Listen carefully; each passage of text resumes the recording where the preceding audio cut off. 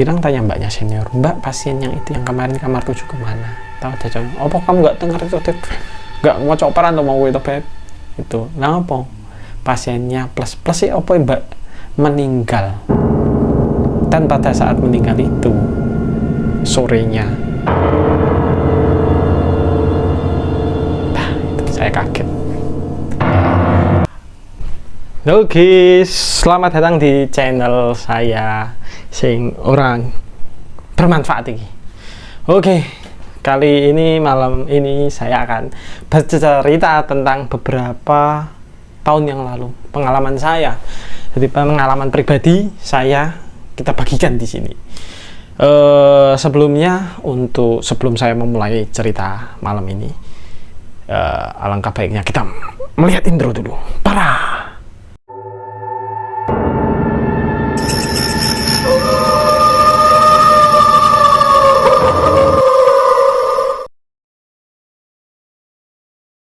Oke, setelah melihat intro, kita lanjut bercerita.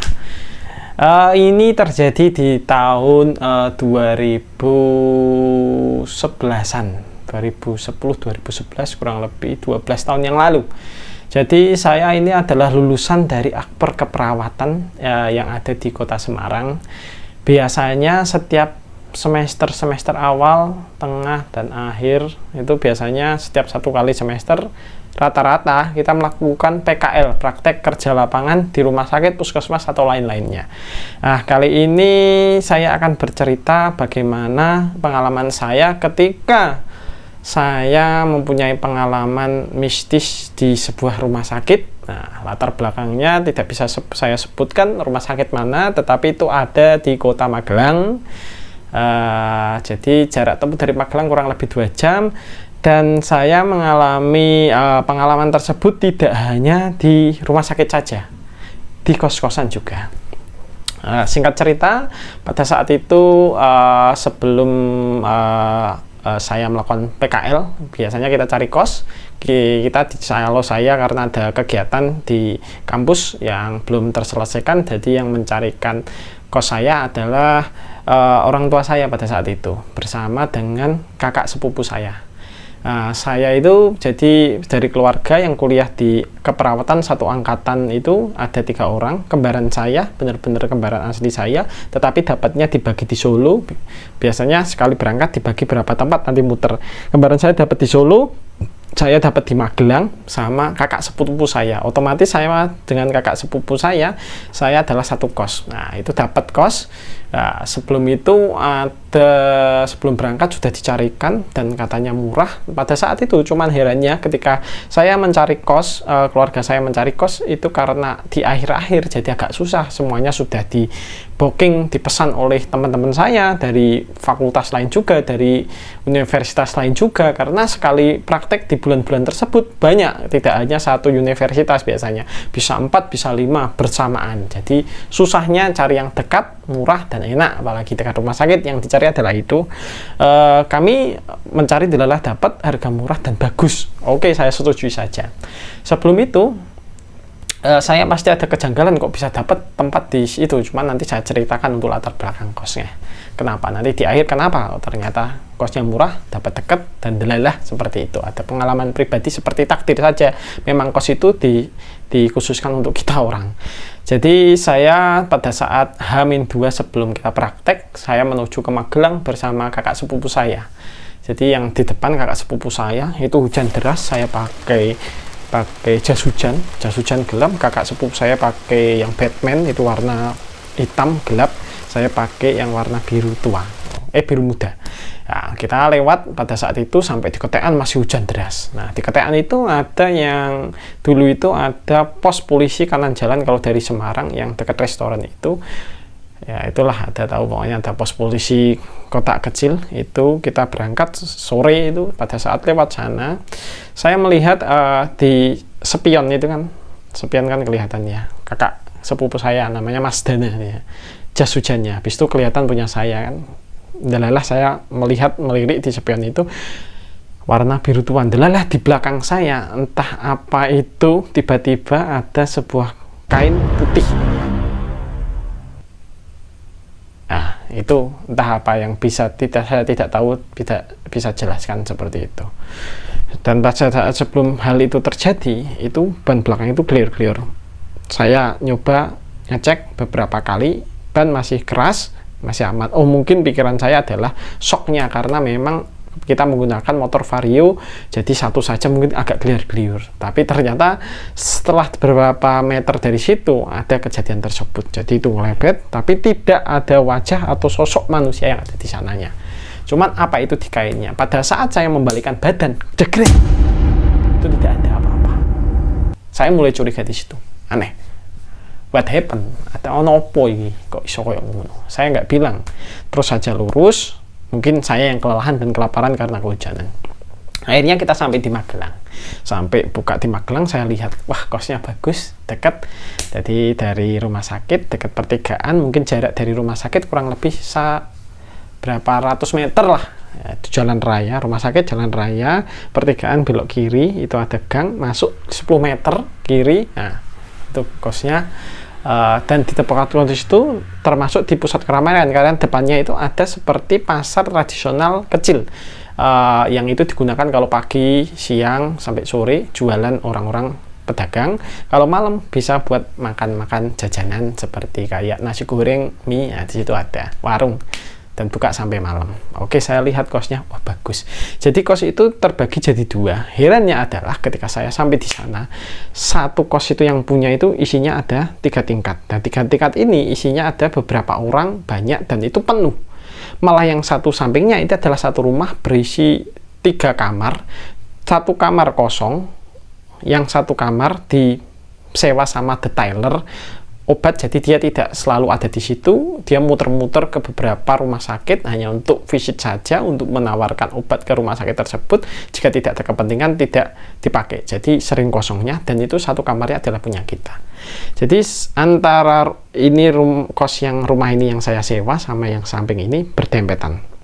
Ada jalan kecil untuk menuju memasukkan motor ke bagian belakang kos saya. Jadi motor dimasukkan sana, hanya ada motor saya saja. Di situ ada kayak tempat parkir, seng itu untuk menutupi motor kita, dan di dekat situ ada kamar mandi. Kamar mandinya ada 2 kecil-kecil, cukup lah.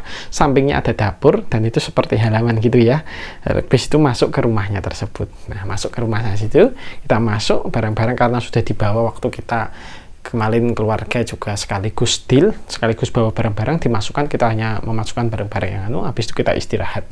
Di hari malam pertama aman, tidak ada kendala, kita jalan-jalan menikmati kota Magelang, tidak ada kendala, dipulang juga nggak apa.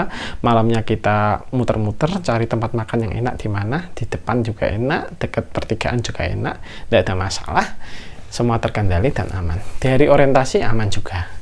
Sampai di minggu-minggu awal akhir, ya itu ada kejadian yang aneh. Setelah kita orientasi, saya masuk di salah satu ruangan di situ dan praktek dan dinas malam pertama saya.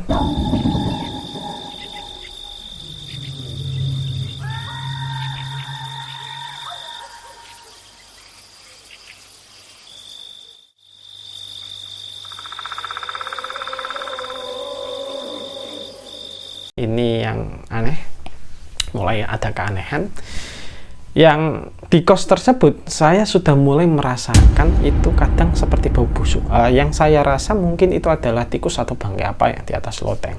Itu saya nggak curiga, tidak ada kendala yang apa-apa. Habis itu malam pertama saya ke dinas, berangkat jam 8 malam, jam 9 malam, operan jaga dari siang ke malam. Saya adalah yang di situ yang praktek hanya saya, yang jaga sama pegawai perawatnya ada 1, 2 laki perempuan, itu senior, perawat seniornya. Saya masih perawat praktekan yang membantu. Biasanya kalau malam kegiatannya nyuntik, ganti infus, apa, muter seperti itu, menyiapkan terapi dan lain-lainnya. Pada saat itu kita biasanya tidur dan istirahat di meja. Kalau nggak meja, kita akan menata kursi. Tidak nyaman seperti itu. Kita kursi didempet, bos tiduran di mana aja lah, intinya seperti itu. Kita bisa istirahat biasanya jam 11-12. Kalau ngantuk ketiduran ya nggak apa-apa. Akhirnya saya sendiri, mbak-mbaknya di dalam sama masnya di meja dalam.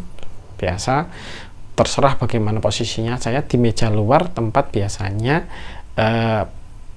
konsultasi pasien itu. Jadi ada meja kecil, terus ruangan itu ada belnya, tutupnya sekat, tertutup gitu. Jadi saya biasanya di situ langsung ketiduran.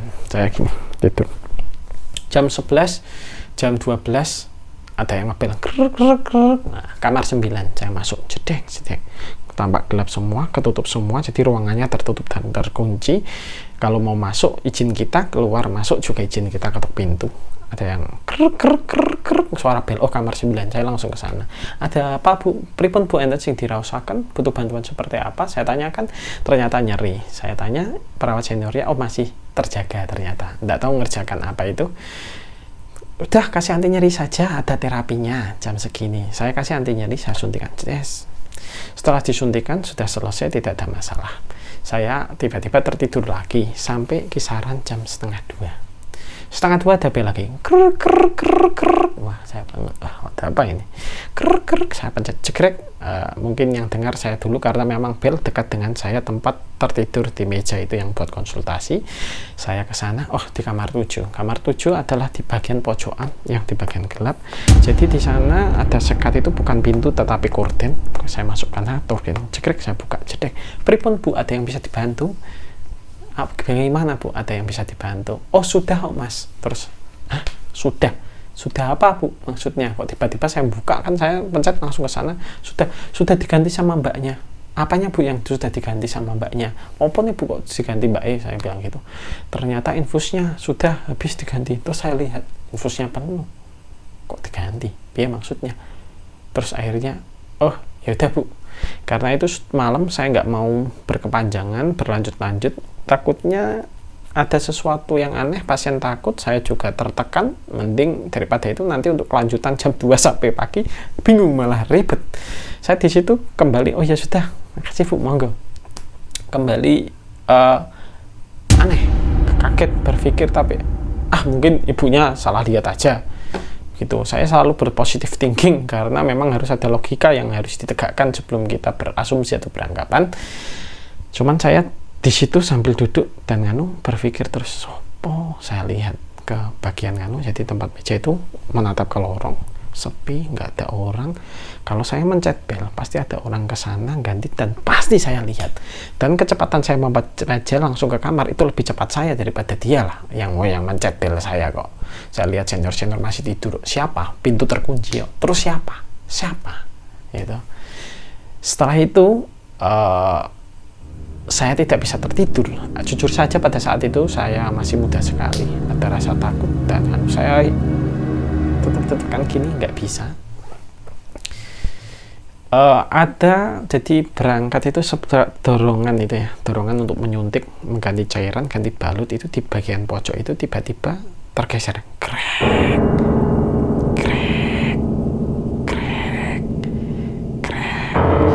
Saya terbangun, habis itu saya lihat ada kayak sosok hitam, tapi nggak jelas itu apa. Dia di sana sambil menarik berangkat seperti itu, sama makanya gerak. Tapi itu saya ada ngantuk, agak tersadar, ada enggak. Habis itu saya tidurkan sambil merem. Akhirnya nggak bisa, saya tahan. Habis itu berhenti. Tapi tetap saya pura-pura tidur sambil melihat ke bawah, berharap bahwa tidak ada gangguan lagi. Singkat saja jam 4 itu ruangan tersebut sampingnya adalah masjid. Itu sampingnya adalah masjid, musola masih dibangun pada saat itu. Musola baru masih dibangun. Saya takut daripada saya berpikir mending sholat maghrib dulu. Kok maghrib? Subuh. Ya, seperti itu. Mungkin itu adalah, kalau di jam saya itu sudah menandakan waktunya subuh, jam 4 sekian. Kasih banget karena saya masih bercampur aduk dengan pertanyaan kedua tadi yang nggak jelas. Mungkin saya yang ngantuk gitu ya. Habis itu saya menuju ke masjid. Dari jendela itu kelihatan, masjid lah, masuk ada orang gitu kan. Wah, ada orang itu. Saya ke sana. Ya sih, agak ayam-ayam karena semuanya masih pada tidur. Oke, saya subuhan dulu. Saya masuk ke masjid, saya wudhu. Habis itu saya lihat kok nggak ada orang. Kok nggak ada orang? Kayaknya tadi saya dengar orang azan, ya. Jamnya sudah menunjukkan, ya. Saya lihat jamnya. Oke. Singkat cerita, saya akhirnya sholat sendiri subuh. Biasanya saya bunyikan suratnya ketika pas baca Al-Fatihah, agak dibunyikan. Biasanya kalau di film-film dia akan menirukan Allahu Akbar, Allahu Akbar, itu kan seperti itu ya. Takut ya, kadang mikir aneh-aneh bercampur aduk, tapi saya sudah wudhu, sudah sampai situ sendirian. Akhirnya saya sholat saya baca Al-Fatihah. Biasanya saya agak ya bukan dijaharkan, harusnya tidak dijaharkan karena sendirian, diam saja, cuman agak gitu. Tiba-tiba ketika saya habis baca Al-Fatihah, ada yang di belakang saya bilang amin. Langsung jantung saya kayak dak, merinding. Saat ini pun saya masih merinding. Langsung saya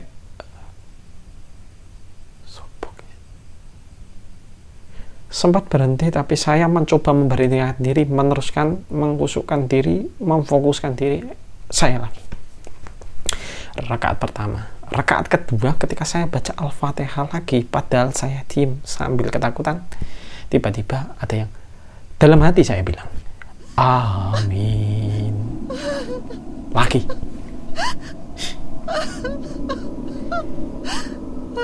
Siapa ini? Herannya seperti itu.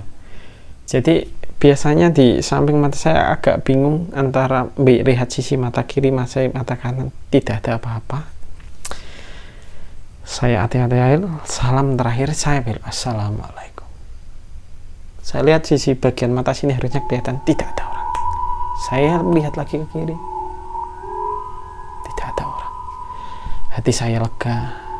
Saya langsung balik lagi ke belakang, tidak ada orang sama sekali.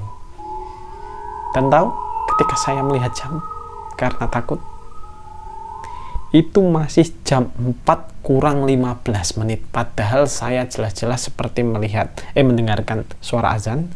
Saya pastikan di jam saya itu adalah jam 4 lebih, hampir setengah 5. Saya seketika langsung cepat-cepat pakai sepatu, pakai kaos kaki, balik. Singkat cerita, habis itu saya juga bingung, udah siang dan aman lah ya. Setelah itu saatnya biasanya si bin itu memandikan pasien. Nah, pada saat memandikan pasien, cek vital, mbaknya yang nyuntik, saya memandikan pasien yang kamar 7 ini. Ibu-ibu kondisinya memang menurun. Nah, ini menurun habis operasi, kondisinya sangat menurun malam itu, tapi aman. Saya tanya, ibu yang tadi malam katanya ganti, kok sudah diganti, itu siapa? Saya tanya. Katanya diganti mbak-mbak perawat, tapi rambutnya tergurai, pakai baju putih, pakai cap ke perawat. Mbaknya agak mungkin habis istirahat ngantuk, mas. Jadi wajahnya nggak pakai make up, gitu. Itu ganti infus, dan saya lihat memang infusnya penuh. Saya di situ tertegun, kaget juga. Habis selesai dinas malam itu, saya pulang ke rumah, ke kos.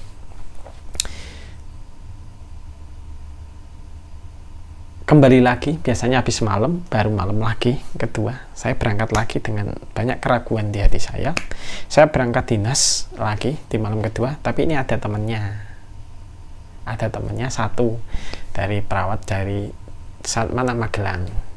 Jadi Magelang juga, ini perempuan. Oke, aman lah, ada temennya gitu ya.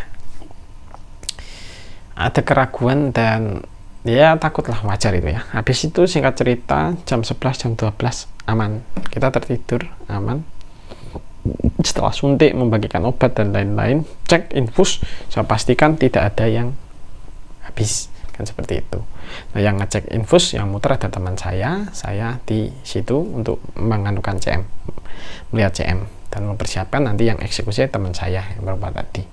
Ada yang mempersiapkan saya, ada yang biasanya bagi tugas. Habis itu semua beres, jam 11, jam 12 aman. Habis itu jam 2 lagi ada yang pencet bel.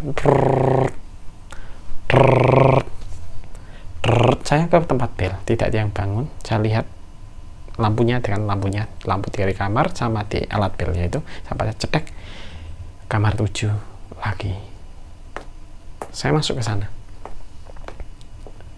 Oh, mungkin teman saya lupa ganti infusnya waktu habis mungkin ya. Saya ke sana pelan-pelan, sempat keraguan ya. Itu apa namanya, tirainya saya buka karena enggak pintu ya. Saya buka, krek, krek. Ibu, ada yang bisa dibantu? Ternyata saya pada saat itu kaget, dek, kosong, nggak ada.